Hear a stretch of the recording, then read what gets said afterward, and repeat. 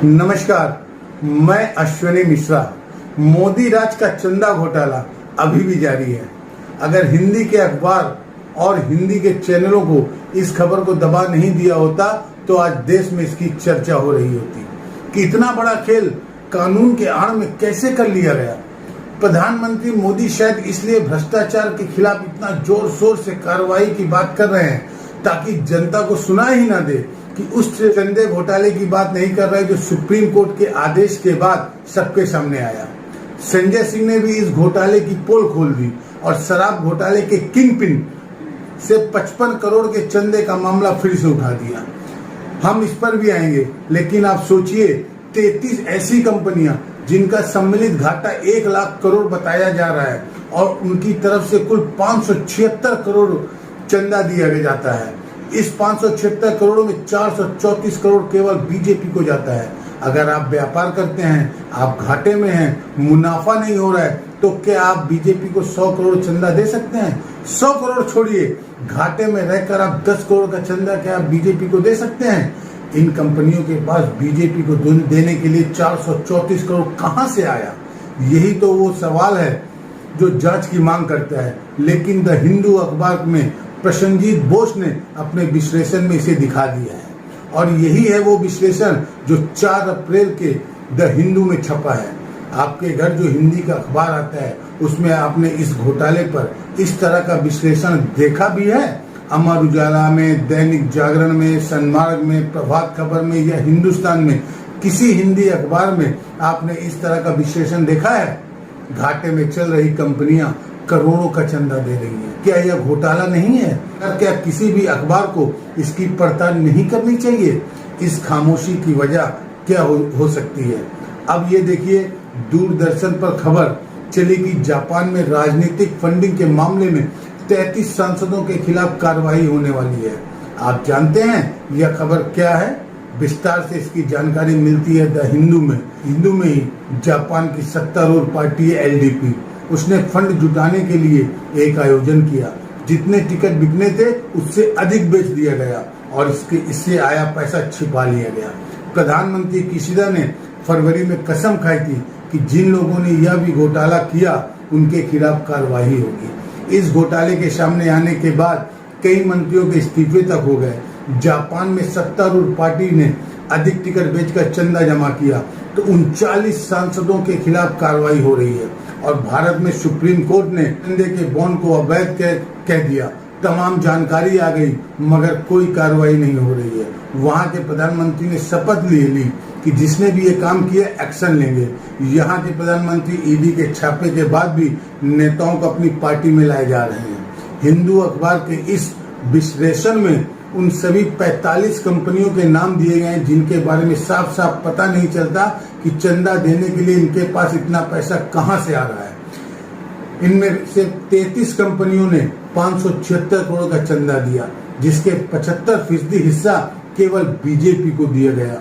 Tax देने के बाद इन कंपनियों का मुनाफा या तो जीरो रहा या तो निगेटिव रहा। अगर इनके कुल घाटे को जोड़ लें तो 1 लाख करोड़ हो जाता है।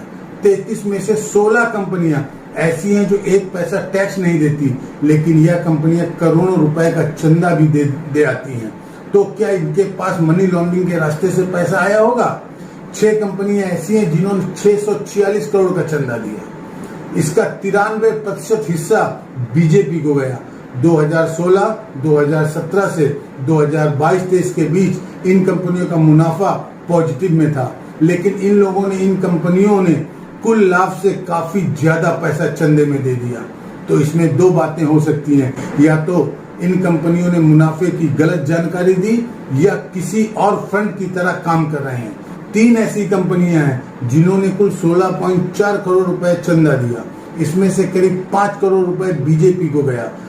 कांग्रेस, अकाली दल, जनता दल यूनाइटेड को भी मिला। इन कंपनियों ने 7 साल का कोई रिकॉर्ड नहीं दिया है, ना तो मुनाफे का रिकॉर्ड दिया है, ना ही ये बताया है कि कितना टैक्स दिया।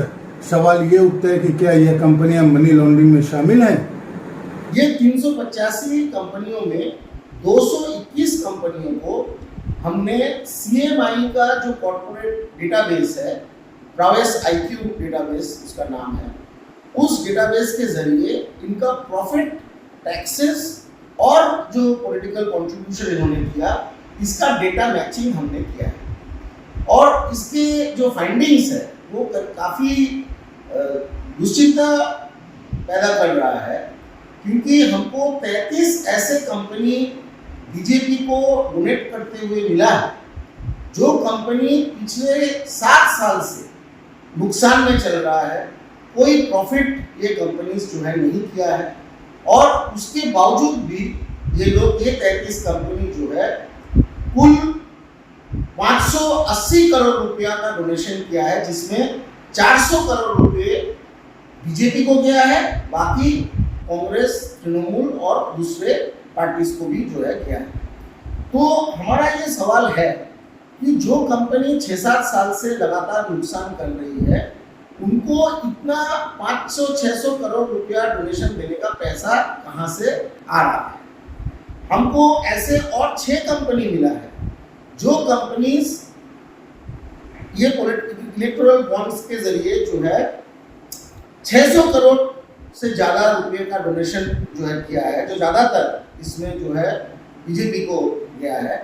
ये कंपनीज का जो मुनाफा है वो 200 करोड़ से भी कम है। तो ऐसे कंपनी है जो नुकसान कर रही है, ऐसे कंपनी है जो 200 करोड़ मुनाफा कर रही है, लेकिन वो 600 करोड़ 500 करोड़ रुपए का डोनेशन दे रहा है। तो हमारा ये शक है कि ये सारे के सारे जो कंपनी है ये फर्जी कंपनी है, शेल कंपनी की तरह, फ्रंट की तरह ये कंपनी इस्तेमाल हुए हैं, और किसी का काला धन को सफेद करने के लिए, जिसको मनी लॉन्ड्रिंग कहते हैं। और ये मनी लॉन्ड्रिंग का जो ज़्यादातर पैसा है, ये ज़्यादातर पैसा जो है भारतीय जनता पार्टी को गया है। यानी भारतीय जनता पार्टी के खिलाफ जो आरोप आ रहा है कि वो एक वॉशिंग मशीन है काला धन को सफेद करने का, तो ये डेटा से जो है, ये कंपनी का डेटा से यही बात जो है सामने आ रही है। 30 जनवरी 2017 को रिजर्व बैंक ने इलेक्ट्रॉल बॉन्ड को लेकर आपत्ति जताई और सवाल किया कि बॉन्ड खरीदने वाला ही ओरिजिनल खरीदार है या पक्का नहीं किया जा सकता। चुनावी चंदे का बॉन्ड किसके नाम पे खरीदा जा सकता है और किसी को दिया जा सकता है, इसलिए किसने खरीदा या नहीं जाना जा सकता है। जो पैसा दे रहा है उसकी तो केवाईसी हो रही है, यानी उसकी पूरी जानकारी है, लेकिन जो दे रहा था उसका पता नहीं चलता था। यह 2002 के मनी लॉन्ड्रिंग कानून की भावना के खिलाफ है। रिजर्व बैंक ने कहा, तब राजस्व सचिव उस समय के उन्होंने रिजर्व बैंक को ज्ञान दिया। जवाब के रूप में कई रिजर्व बैंक ही इस स्कीम को ठीक से नहीं समझा। कमाल ही है, ऐसा कानून मोदी जी ला रहे थे कि रिजर्व बैंक को ही समझ में नहीं आ रहा था। हम इसके बारे में क्या बात कर रहे हैं कि इस तरह की रिपोर्टिंग दैनिक जागरण, अमर उजाला, सन्मार्ग, प्रभात खबर, हिंदुस्तान में नहीं है। अगर आप इन अखबारों के पाठक हैं तो इस बारे में आप जीरो जानते हैं। आपको सोचना चाहिए कि जो अखबार आप लेते हैं वो क्यों खरीद रहे हैं, उसे पढ़कर क्या इस घोटाले की इतनी डिटेल जानकारी आज तक आप तक पहुंच रही है। जो हिंदू में छपी है, दिल्ली में ही शराब घोटाले की चर्चा हो रही है, लेकिन इस मामले में एक प्रमुख सरकारी गवाह शरत रेड्डी 12 बार बयान देते हैं, 6 महीने तक जेल में रहते हैं, लेकिन बाद में शरत रेड्डी टूट जाते हैं। 25 अप्रैल को केजरीवाल के खिलाफ बयान दे देते हैं और बेल के बाद इसी व्यक्ति की कंपनी बीजेपी को 55 करोड़ का चंदा असली घोटाला शुरू हुआ ईडी के जांच के बाद। भारतीय जनता पार्टी का शराब घोटाला, और पहली पेशगी और नजराना भाजपाइयों को कब पहुंचा? 5 करोड़ रुपए का 5 करोड़ रुपए का 15 नवंबर को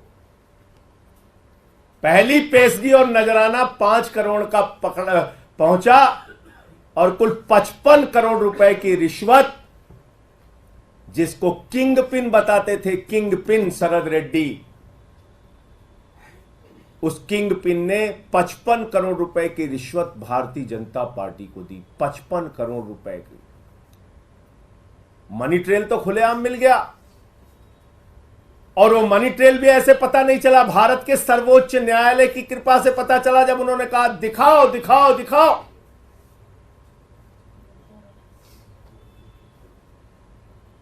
तो 21 मार्च को शाम को 6:50 पे मजबूरी में सारे डिटेल डालने पड़े वेबसाइट पे, बताना पड़ा कि ये शरद रेड्डी है शराब का घोटालेबाज किंग पिन जिसको कह रही थी ईडी।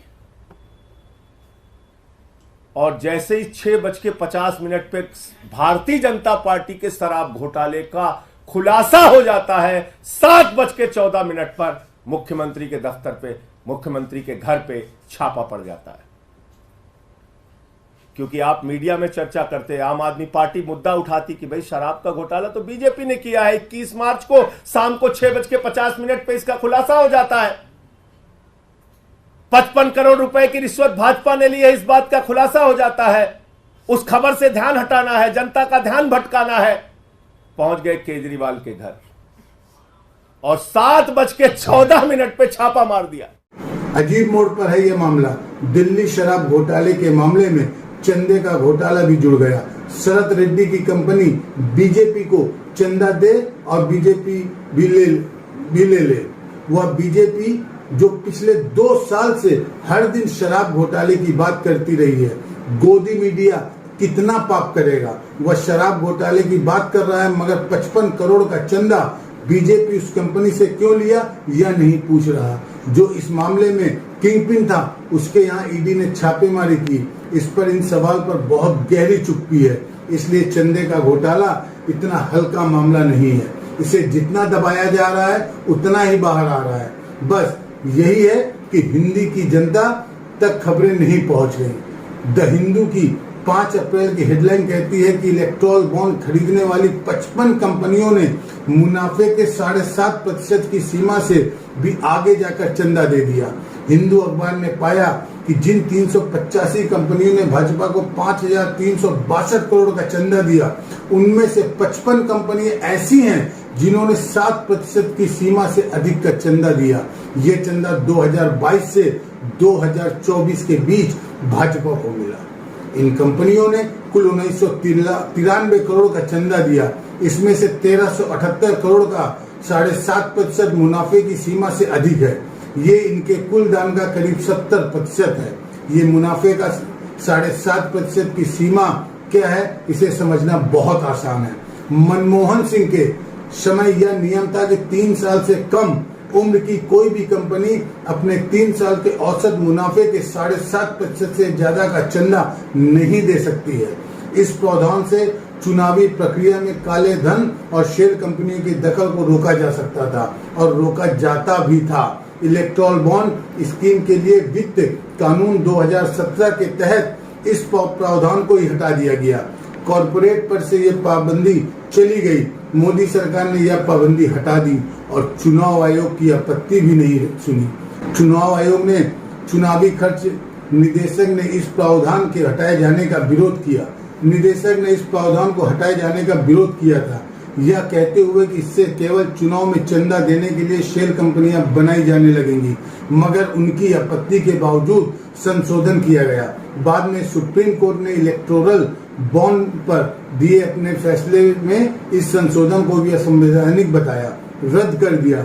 इस संविधान के अनुच्छेद धारा 14 के विरुद्ध पाया गया। 55 कंपनी को आइडेंटिफाई किए हैं जो इस साल और इससे पिछले साल यानी 2 सालों में ये 7.5% कैप उनके मुनाफे के जो एवरेज है उसके ऊपर 7.5% का कैप को उल्लंघन करके करीब 1378 करोड़ रुपया इन्होंने चंदा दिया।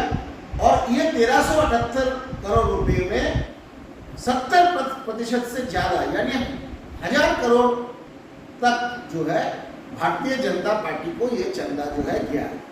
तो ये जो चंदा अतिरिक्त जो 7.5% कैप के ऊपर का जो चंदा है ये सीधे तौर पे गैर कानूनी है। और ये गौरतलब है कि इलेक्टोरल बॉन्ड स्कीम जब सरकार पहली बार 2017 का फाइनेंस एक्ट में बजट में जो है ये तमाम बदलाव लाया, तो रिजर्व बैंक ऑफ इंडिया और इलेक्शन कमीशन ऑफ इंडिया ये दोनों ही लिखित रूप से इस कानून का विरोध किया।